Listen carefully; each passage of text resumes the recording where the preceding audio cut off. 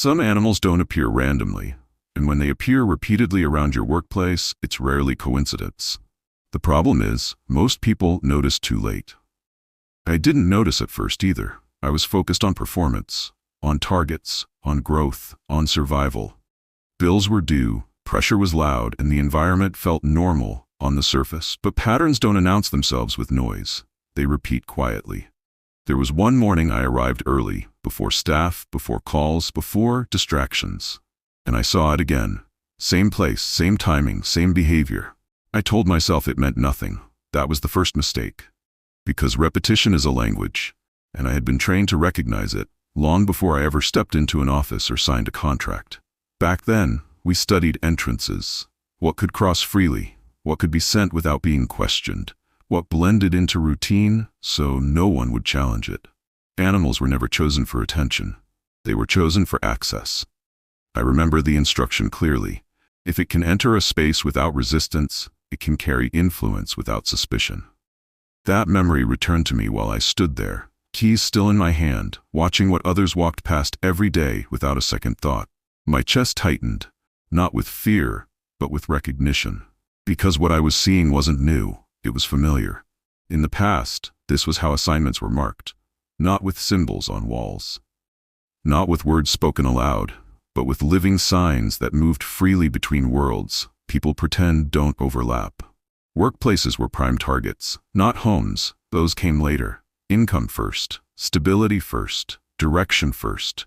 If you disrupt provision, everything else follows. That's why the signs appear where people labor, where decisions are made, where futures are negotiated, where exhaustion lowers discernment. I stood there longer than I should have, because admitting what I was seeing meant admitting something else. That I had ignored it before. That I had once participated in systems designed to exploit exactly this blindness. And that realization was heavier than anything standing in front of me. What I'm sharing now isn't theory, it's confession. Because when these signs show up repeatedly around your workplace, they are not observing you. They are announcing something. And if you don't understand the message, you become part of the outcome. And no, I'm not talking about witchcraft movies. I'm not talking about village superstition. I'm talking about patterns that were studied, tested, and reused. This shocked me when I first saw it working, because it didn't look dramatic, it didn't look spiritual, it didn't even look intentional, it looked ordinary. That was the design. Back then, we were taught to ignore what people expect spiritual activity to look like. No candles, no chants, no rituals anyone could film and expose. Those were distractions. Real operations were quiet, repeatable, clean. You observe first, you document frequency, you wait for alignment. And when the same animal appears at the same location during the same window of time across multiple days, that's not symbolism, that's confirmation. I remember asking once, what if people notice? The response was simple. They always notice, they just don't understand. Because humans explain away what they don't want to confront. Stress, coincidence, environment, habit. Meanwhile, the effect begins. Small delays, unexpected losses, tension among staff, deals falling apart at the last minute, money moving out faster than it comes in. Nothing dramatic enough to trigger alarm, just enough to create pressure. And pressure makes people vulnerable. That's when the second phase activates, but I didn't want to admit that part yet. Standing outside my workplace that morning, the memory hit me with precision. Same sequence, same timing. I had seen this before, from the inside. And what terrified me wasn't the animal itself. It was what usually followed. Because once the sign is established, the space is no longer neutral. It becomes accessible.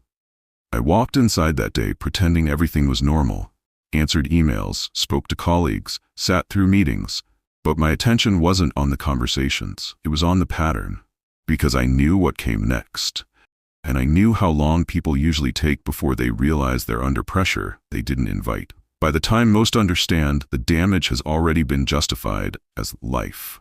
And that realization was the moment I understood I couldn't stay silent anymore. During my time studying spiritual monitoring systems, one thing became clear. People were not attacked randomly. Their work was observed first. Observation always came before interference. We didn't rush outcomes. We watched rhythms, arrival times, stress points. Moments when attention dropped and fatigue took over. Workplaces revealed more than homes ever could. They exposed priorities, they exposed pressure, they exposed what someone feared losing. That's why activity around places of work mattered so much. Not once, repeatedly. I remember how reports were discussed, not in dramatic language, just facts. Presence confirmed, access consistent, resistance minimal. Those words still echo because I'm hearing them again, only now, from the other side. When I finally accepted what I was seeing outside my own workplace, I stopped pretending it was harmless. I started paying attention to what followed. Invoices delayed without explanation, miscommunications multiplying, opportunities stalling at the final step, decisions that should have been simple becoming strangely complicated. Nothing collapsed at once. That's never how it works. Pressure is applied slowly so doubt feels logical. I also noticed something else, something I hadn't expected to feel again. That quiet internal push to dismiss the pattern, to explain it away, to stay busy instead of aware. That internal resistance was familiar too. Because monitoring doesn't end with observation. It seeks agreement. Agreement through neglect. Agreement through exhaustion. This is the part people misunderstand. There is no need for chaos if compliance can be achieved through distraction. Standing there one evening after everyone had left, I made a choice I never thought I'd make out loud. I acknowledged what I once helped design, and I rejected it. That moment didn't come with noise or drama, just clarity. What I'm revealing now isn't meant to alarm you, it's meant to orient you. Because if your work is being observed, it's because it matters. And observation always precedes a decision. The first animal is ignored by most people. It blends into the environment so well that no one questions why it's there. No one documents it. No one reports it. No one even remembers the first time it showed up. That's the design. When I was still inside, this was always the starting point. You never begin with resistance. You begin with familiarity. This animal appears, disappears, and returns. Always in places where movement equals money. Loading bays, office entrances, storage areas, parking lots. Anywhere productivity flows. People laugh it off, just an animal, harmless, probably looking for food. But it isn't there for nourishment, it's there for permission. Once a space allows repeated entry without reaction, the gate is considered open. That's when the next phase begins. The second animal appears only when progress is close. This one doesn't show up during struggle. It waits until momentum builds, after approvals, after contracts, after promotion talks, after expansion plans. I remember this clearly because we were taught to monitor timing, not presence. The sign wasn't the animal itself, it was when it arrived. This animal appears suddenly, often alone, often out of place, and when it shows up, something shifts almost immediately. Meetings delay, decisions stall, funding slows, key people change their minds without explanation. From the outside, it looks like normal resistance. From the inside, we knew better. This animal was used as a signal. Interfere now. I've seen businesses lose major opportunities within days of its appearance, never connecting the two events, because the warning was never meant for them. The third animal is the most dangerous, because it looks harmless. People feel sorry for it. They protect it, they feed it, they name it. And that emotional opening is critical. This one operates through attachment. Once sympathy is formed, boundaries dissolve. I hesitate here, because this is where my confession deepens. I participated in rituals that relied on this exact response. We counted on kindness. We counted on compassion. We counted on people lowering their guard because they believed nothing threatening could come through something so gentle. This animal doesn't disrupt loudly, it drains quietly. Energy, focus, clarity, staff morale shifts, leadership weakens. Confusion enters where vision once stood, and no one suspects the source. The fourth animal is almost never talked about publicly, not because it's rare, but because of what happens when it's acknowledged. This one is not sent casually, it's assigned. It appears when previous signs are ignored, when warnings are missed, when protection is absent, and when it shows up repeatedly around a workplace, the intent is not delay. It's shutdown. I've seen an entire business collapse after this sign appeared. Systems failed, partners withdrew, and legal troubles surfaced all at once. At the time, I was told never to speak of it, never to expose it, never to explain how effective it was. But silence is part of how these patterns survive. I won't explain this fourth one yet, because once you hear it, you won't unsee it. And if you've already noticed it around where you work, then what I'm about to reveal may explain more than you're ready for. Nothing felt spiritual at first. It was an ordinary workplace. Fluorescent lights, stacked files, phones ringing, the low hum of routine. People came in, people went out, transactions moved, conversations repeated. It was predictable in the way work always is when survival depends on it. That's where the first animal appeared. Not dramatically, not loudly, just there. Near the entrance, then near the back, then again by the storage area where inventory was kept. At first, it was brushed off as environment. Maybe it wandered in, maybe someone fed it. Maybe it's just common around here. That's how signs survive, by sounding reasonable. But repetition changes meaning. I noticed it because of timing. It showed up during opening hours, never after close, never on off days. Always when money was moving. Still, no one reacted. I didn't react, because everything else looked fine. Sales were steady. Customers came. Staff laughed. Nothing felt threatened, until it did. The first shift was subtle. A delay here, a postponed payment there. Then invoices that were always settled on time started hanging longer than usual. Clients who never complained suddenly needed more time. Orders slowed without explanation. No argument, no obvious cause, just resistance. I remember sitting at my desk one afternoon, staring at numbers that didn't add up. Not dramatically off, just enough to create pressure. Just enough to make breathing feel tighter. That's when confusion set in. Because I knew how this pattern worked. In the past, we were taught that the first stage was never collapse. It was interruption. You don't shut a system down immediately, you strain it. And animals were often used as markers for that phase. Not as the cause, but as the announcement. The animal wasn't there to attack. It was there to signal permission. That memory came back slowly, like something surfacing that I didn't want to touch. I told myself I was overthinking. I told myself I had left that life behind. I told myself work stress was making me paranoid. But then the loss hit. A major deal, one that would have stabilized everything, fell through without warning. No conflict, no argument, just silence. Emails stopped getting responses, calls went unanswered, and suddenly, income stalled. That's when the atmosphere changed. Not in the room, inside me, because I recognized the sequence too clearly. First the sign, then the delay, then the confusion, then the withdrawal. This wasn't random, it was familiar, and admitting that meant admitting something else, that these patterns were real, that I had once helped enforce them, and that ignoring them didn't make them disappear, it made them effective. I left work that day heavier than I arrived, not because of the loss alone, but because I knew what stage came next if nothing changed. And that's when I understood something painful. Nothing feels spiritual when it begins. It feels administrative, it feels financial, it feels explainable, until the damage is already done. And that first animal was only the beginning. By the time the second animal appeared, things were improving. That's important. Growth had started quietly at first. More clients, smoother operations, fewer delays. Conversations shifted. Management noticed. Opportunities that had been pending suddenly moved forward. This is the stage people celebrate. I knew it as something else, because the second animal never shows up during collapse. It appears during momentum. I remember the week clearly. Talks of promotion were no longer whispers. Expansion was being discussed openly. New equipment, new responsibilities, new visibility. And then it appeared. Not aggressively, not causing disruption, just present. Always near the entrance. Always at the same time of day. Always unnoticed by those around me.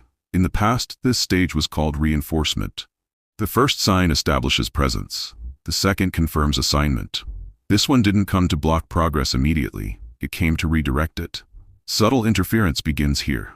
Emails that went unanswered. Decisions delayed without explanation. A sense that effort suddenly required twice the energy for half the result. No obvious resistance, just friction. And that's how it avoids detection. At night, that's when the pressure started to follow me home. Sleep became fragmented, not fear, interruption. Waking at precise hours, thoughts about work looping without invitation. I recognized the timing before I admitted the cause. Because long ago, we were taught that once access is granted in one space, influence can trail into another, especially when the mind is tired. That was the part I didn't want to face. I prayed. Of course I did. I spoke the right words. I repeated the phrases I had heard others use. I asked for covering, for peace, for clarity. And still, it continued. This is where most people pray, but prayer alone didn't stop it. That sentence used to offend me. Now I understand why it's true, because prayer without awareness leaves doors unaddressed. What I hadn't done yet was confront the pattern. I hadn't acknowledged the signal. I hadn't closed what was quietly being kept open. And here's the confession most people never hear. During my former life, this stage relied on ignorance. Not rebellion, not disbelief, ignorance. If the person kept advancing without recognizing the interference, the assignment matured, influence deepened, outcomes shifted slowly, just enough to change direction without raising alarm. That's why this animal appears before promotion, not after, before expansion, not collapse. It's not there to destroy immediately. It's there to steer. And once I admitted that, truly admitted it, the story began to change. But not without resistance. Because escalation always follows recognition. If you've noticed strange repetitions around your work, comment, "I see it," because recognition is the first break in the pattern. When I finally acknowledged what I was seeing, the memories didn't come gently. They came with clarity. There was a time I knew exactly why certain creatures were assigned to certain places. Not because of superstition, not because of folklore, but because of function. Each one carried a purpose. Some monitored, some delayed, some drained momentum so slowly that people blamed themselves instead. And the most effective assignments were never dramatic. They were quiet, routine, easy to dismiss. That's how warfare stays hidden, not through chaos, but through normalcy. I remember sitting in rooms where outcomes were discussed before people ever sensed trouble. Contracts failing for no clear reason, businesses bleeding without obvious leaks, teams losing focus at the same time. And there was always a marker. Something placed, not to scare, but to signal that permission had been granted. What shook me at my workplace wasn't just the repetition, it was the timing. Every appearance aligned with moments of pressure. Financial decisions, internal conflict, moments when I felt unusually tired for no reason I could explain. That's when I knew this wasn't observation anymore, this was engagement. In the past, we were taught to watch for resistance. If nothing challenged the sign, access expanded. No confrontation meant agreement. Silence meant continuation. And standing there, realizing I had said nothing for weeks, I understood how easily people are enrolled without consent. That's the part no one explains. You don't have to invite it, you just have to ignore it long enough. The confession I carry is this. I once believed people deserved what followed because they didn't know better. But now I know better. Most people were never taught what to look for. They were trained to dismiss patterns and blame themselves for the results. That's why exposure matters. Because once you see it, the environment changes. Authority shifts. Assignments lose stability when they're recognized. That day, I didn't confront anything out loud. I did something more disruptive. I became aware. And awareness is dangerous to systems built on blindness. If this sounds familiar, if your workplace has felt off without explanation, if repetition has followed your labor instead of progress, you're not imagining it. You're seeing a pattern that was never meant to be explained to you. And now that it's being revealed, the next phase can't continue the same way. By the time I recognized the third one, I understood why it was almost never confronted. Because it looks normal. No alarm in its presence, no sudden reaction, no instinct to pull away. It appears friendly, familiar, almost comforting. That's why it stays the longest. When we were taught how monitoring worked, this was the example given for patience. No disruption, no confrontation, just presence, steady, repeated, unquestioned. This one doesn't attack, they said, it drains. I saw it first, near a reception area. People laughed when it came around. Someone even fed it once. That moment still stays with me. Because feeding it wasn't kindness, it was permission. Monitoring doesn't require force when access is freely granted. It only needs proximity. Every time it appeared, something small went wrong shortly after. Invoices delayed, clients postponed decisions. A deal that felt finished suddenly needed more time. Nothing dramatic, nothing obvious, just enough to keep money moving slower than it should. That's how financial leaks begin. Not with loss, but with delay. Delay creates pressure. Pressure creates compromise. Compromise opens doors that would otherwise stay closed. I remember standing in a hallway one afternoon watching staff interact with it casually and realizing what stage we were in. Not attack, not resistance. Observation. In the systems I came from, this animal was used to report rhythm. Who arrives early, who leaves late, who carries stress quietly, who speaks doubt aloud. It wasn't sent to cause collapse. It was sent to study how close collapse already was. And the most dangerous part? People defend it. If it were harmful, we'd feel it, they say. If it mattered, something bad would have happened by now. That thinking is exactly why it works. I need to be honest here. This is the confession part. I used to recommend this one, because it leaves no fingerprints, no obvious trail. Just gradual loss that people blame on the economy, timing, or themselves. Watching it again in a place where people depended on income to survive broke something in me. Because I knew the next phase. After enough data is gathered, pressure increases, margins tighten, opportunities shrink, and people start making choices they never thought they would. Not because they want to, because they feel cornered. That's when heavier forces move in. The warning isn't the animal itself. The warning is how long it's allowed to stay. If it appears once, that's curiosity. If it returns, that's observation. If it settles, that's monitoring. And by the time money starts slipping through cracks you can't explain, the report has already been delivered. This one doesn't announce itself. It doesn't scare. It doesn't rush. It waits. And most people never realize what it was there to measure until they're already compensating for losses they can't trace. This animal was never used to destroy immediately. It was used to delay until frustration set in. That was the rule. In the systems I came from, this one wasn't assigned when collapse was the goal. It was assigned when control was the goal. Because immediate loss wakes people up, but delay wears them down. I remember the first time I learned its purpose. The room was quiet, no chanting, no drama, just instruction. You don't shut the door, they said. You slow the hinge. Progress would still happen, just enough to keep hope alive. Effort would still be rewarded, but never fully. Every breakthrough would stop inches before relief. That's how frustration is cultivated.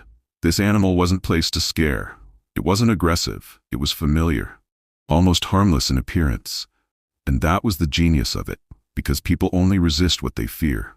They tolerate what they recognize. I saw it years later in a workplace I was visiting, not my own this time. A business owner invited me casually, unaware of what I would notice the moment I stepped in. The same delays kept repeating. Clients showed interest, then vanished. Approvals were promised, then postponed. Money came close, then stalled. Nothing ever fully failed, nothing ever fully worked, and there it was again. Present, calm, unchallenged. That moment shook me more than the obvious cases ever did. Because this assignment doesn't attack confidence directly. It exhausts it. People start blaming themselves, working longer hours, trying harder strategies, questioning their competence. That's the objective. By the time they realize something is wrong, they no longer trust their instincts enough to act. I need to say this plainly, and this is the confession part. I once knew how to recognize when this assignment had done its job. It was when the target said things like, maybe it's just not my time. Maybe I'm asking for too much. Maybe I should settle. Those words were never theirs. They were planted conclusions. Standing there that day, I felt the weight of memory press against me. Because I had heard those same phrases spoken in rooms where outcomes were planned in advance. This animal doesn't block opportunity. It distorts timing. And when timing is distorted long enough, people abandon paths they were meant to finish. That's why it's rarely discussed, because it doesn't announce itself with chaos. It blends into patience. It hides behind persistence. But now you know why repeated delay without explanation should never be ignored. Some attacks don't push you backward. They hold you still until you give up on moving forward at all. The danger is not seeing the animal. The danger is responding the wrong way. Because the wrong response strengthens the pattern. This is the part people misunderstand, and it's where most losses accelerate. When those signs appeared around my workplace, I didn't panic. I didn't confront anyone. I didn't speak about it aloud. I did what many people do when something unsettles them but doesn't yet hurt enough. I adjusted my behavior without addressing the source. I worked longer hours, I pushed harder, I tried to outperform the pressure. And that response was exactly what the pattern required. In the systems I came from, resistance without understanding was fuel. Effort without clarity created access. Silence mixed with exhaustion opened doors that prayer alone would later struggle to close. We were taught to observe how people reacted first, not to the sign, but to the discomfort it caused. If a person joked about it, the door widened. If they dismissed it, the mark deepened.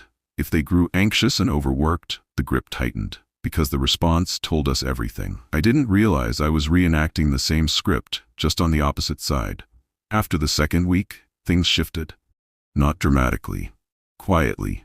Payments delayed, meetings stalled, misunderstandings multiplied without a clear cause. Nothing catastrophic, just enough friction to drain momentum. And that's how these patterns prefer to operate. They don't destroy first, they weaken. I remember sitting alone one evening after everyone had left. The lights were still on. The building was quiet. And suddenly clarity hit me with force. This wasn't about the animal. It never was. The animal was a signal, a boundary marker, a permission request. And my response, ignoring it, adapting around it, carrying on as if awareness alone was enough, had answered that request. Yes, that realization broke something in me. Because confession is not just admitting what you did. It's admitting what you allowed. I had allowed familiarity to override discernment. I had allowed routine to replace authority. I had allowed busyness to silence wisdom I once taught others to use. And here's the truth most people are never told. Some signs withdraw when challenged correctly. Others remain because they have already been granted ground. The wrong response doesn't invite more signs, it anchors the first one. That's why exposure alone doesn't stop patterns. That's why recognition without correction leads to cycles. And that's why many people say, I noticed it, but everything still collapsed. Because noticing is passive, authority is active. And if you don't know the difference, the pattern doesn't retreat, it settles. By the time I understood what was happening, the damage wasn't loud. It was subtle. That's how it usually works. What made it worse wasn't the opposition itself.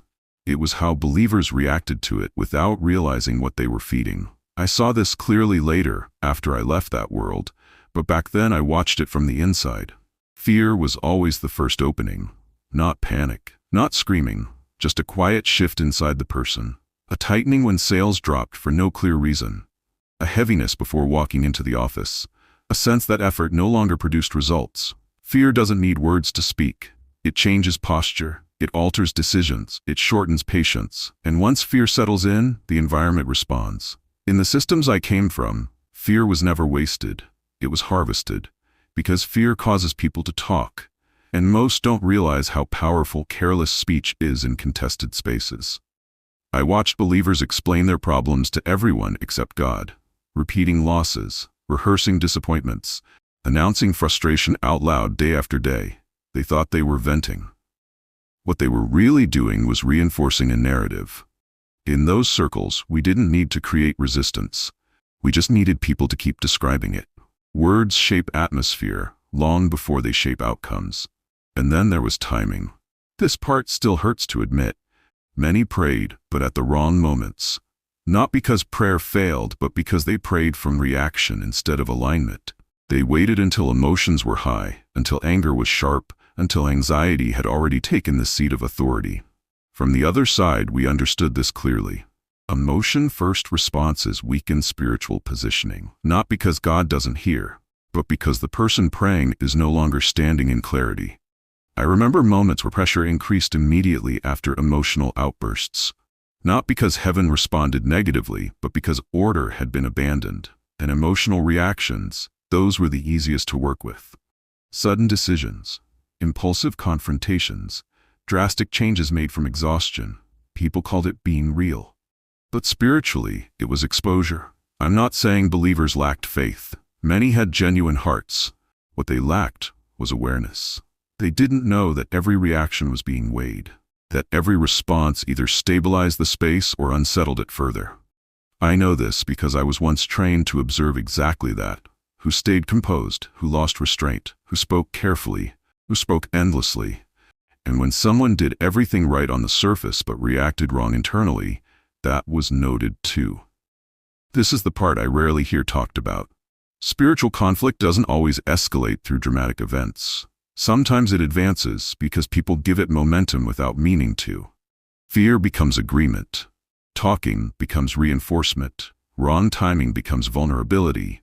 Emotions become openings. Realizing this was one of the moments that broke me. Because I saw how many sincere people were fighting, but fighting blind, and I understood then why exposure mattered more than noise. Because once you see what feeds the pressure, you stop feeding it. And when that happens, everything begins to change, quietly, firmly, decisively. The moment people understood what the pattern meant, the activity stopped. Not because anyone shouted, not because there was panic, but because awareness changes jurisdiction. I watched it happen more than once. There was a shift, subtle, but decisive. The atmosphere didn't react violently. It withdrew. That's how these operations end, not with noise, with clarity. I remember the first workplace where this happened after I spoke up. At first, there was hesitation. People don't like hearing that what they've normalized has meaning, especially when it challenges years of routine. But I didn't argue. I didn't dramatize. I simply explained the pattern, why the appearances were timed, why they clustered around financial decisions, why productivity dipped shortly after, why conflicts rose without clear cause, why opportunities stalled at the edge of completion. I told them what those signs were designed to do, not to scare, but to drain, to confuse, to redirect. And then I said something I never ever thought I would say out loud. I recognize this because I used to understand how it was assigned. The room went quiet. Confession carries weight when it's honest, not polished, not defensive. I told them I wasn't there to accuse anyone. That blame was irrelevant. What mattered was consent, because these systems only function where permission goes unchallenged. The moment understanding entered the room, permission left. No ritual, no spectacle, just alignment. Within days, the patterns broke. The repetition stopped. The disruptions eased. The atmosphere felt lighter, not emotionally, but operationally. Meetings flowed again. Numbers stabilized. Ideas returned. And the animals? They simply didn't come back. That's the part people don't expect. They assume confrontation is required. They assume force is the answer. It isn't. Exposure is. I learned that the hard way, after leaving everything I once defended, after realizing how many lives were affected by systems people were never taught to question. This is why I speak calmly now, why I don't rush these moments, why I don't pressure reactions, because fear feeds confusion. But understanding restores authority. What you are allowed to recognize, you are no longer subject to. And when people finally see the pattern for what it is, not superstition, not imagination, not coincidence, the space corrects itself. That's not mysticism. That's order returning. I'm sharing this because empowerment doesn't come from knowing everything. It comes from knowing enough to refuse what no longer belongs. And once that line is crossed, the activity ends. By the time I understood what was happening, the damage was already measurable. Revenue slowed without explanation. Decisions that once felt clear began to feel heavy. Meetings ended with agreement, but no follow-through. Effort increased, results shrank. That's when the second sign appeared. Not dramatic, not loud, just present. And that was the moment denial stopped working. Because in the past, when we wanted to weaken a place, we didn't destroy it outright. We disrupted flow. We caused friction where momentum once existed. We introduced delay, distraction, misalignment. Slow erosion always looked natural. I remember the rule we were taught. If they blame stress, economy, or people, the work is succeeding. And there I was, years later, watching capable people question themselves instead of questioning the pattern around them. That realization broke something in me. Because I knew the sequence. I knew what came next if nothing was interrupted. And I knew how long these things were allowed to remain before escalation followed. That's why I'm speaking now. Not to frighten you, but to remove ignorance. Confession is not about shame. It's about exposure. Some workplaces attract these patterns because of what they represent. Others never do. No matter the location, no matter the industry. It has nothing to do with luck, and everything to do with alignment, access, and authorization. I learned that from the inside. Which is why in the next video, I'll explain why some workplaces attract these patterns, while others never do. Because once you understand that difference, You stop reacting, and you start protecting what was meant to prosper. By the time I understood what was happening, the damage had already started quietly. Meetings began falling apart for no clear reason. Contracts stalled at the final stage. Decisions that should have been simple became delayed, confused, misaligned. People blamed strategy. They blamed timing. They blamed the economy. But I recognized the pattern, because years earlier I had watched the same sequence unfold from the other side, when disruption was intentional, measured, and patient. First comes familiarity, then repetition, then acceptance. Once a sign is accepted as normal, it no longer raises resistance. That's when access is complete. In those days, we were taught never to rush. Pressure exposes intent. Silence conceals it. Assignments around workplaces were never dramatic. They were subtle, designed to drain momentum, not announce presence. That's why people don't notice an attack. They notice decline. Energy drops, motivation fades, opportunities feel close but unreachable. And the most dangerous part? People turn inward, blaming themselves. I did too. Until one afternoon, sitting alone after everyone had left, I realized something had changed inside me. Not fear, clarity. I knew exactly what I was facing, because I had once helped design the framework behind it. That knowledge broke me. Not because I felt powerful, but because I felt responsible. This is the part most testimonies skip. The weight of remembering what you once knew and how it was used. I didn't speak immediately. Exposure requires precision. Say too much too fast and people dismiss it. Say it too late and it's already embedded. So I watched. I noted timing. I noted recurrence. I noted who was affected first, and when the pattern completed itself, there was no denial left. What appeared harmless was never meant to be. What seemed ordinary had purpose. What looked accidental was scheduled. That is why I'm speaking now. Not to alarm, not to impress, but to interrupt.